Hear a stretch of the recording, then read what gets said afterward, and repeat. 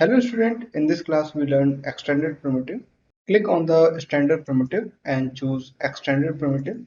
The creation method of extended primitive is same as standard primitive. First I choose this Hydra tool and click and drag. A pyramid type shape is created on the viewport. Right click to exit this tool. Now I go to modify section and check the parameters of this Hydra. First parameter of Hydra tool is families. These are 5 different families. By clicking on these radio buttons, you can change like this, and shape also change like this. And these are some parameters P and Q. These are related to these families. If you select any family like this and change the parameter like this, so shape will change like this. If you fill this P value zero point 0.3, so it look like a football. We have a exercise of creating football by using Hydra, so you can also check this. And the other things that you can create decorative lights by using these Hydra tools like this. And the other parameter of Hydra is related to axis scaling. By clicking and by changing these values, you can modify the basic shapes like this. If the parameter is linked with the shape, sometimes it's not linked, like P parameter is not linked with the shape. And the other parameter is radius. By clicking and dragging, you can increase the size of this shape. So these are all parameters of this Hydra. Now I create another object. Go to create button and choose chamfer box. It's like a box object. First click and drag and create a base and then provide height.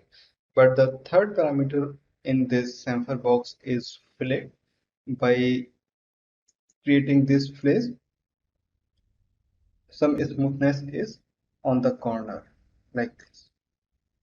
So you can change the fillet value and the segment of fillet by choosing these parameters. I go to modify section and change the fillet value like this. If you want to make the little sharp like this, and these are some other segments like other standard primitive.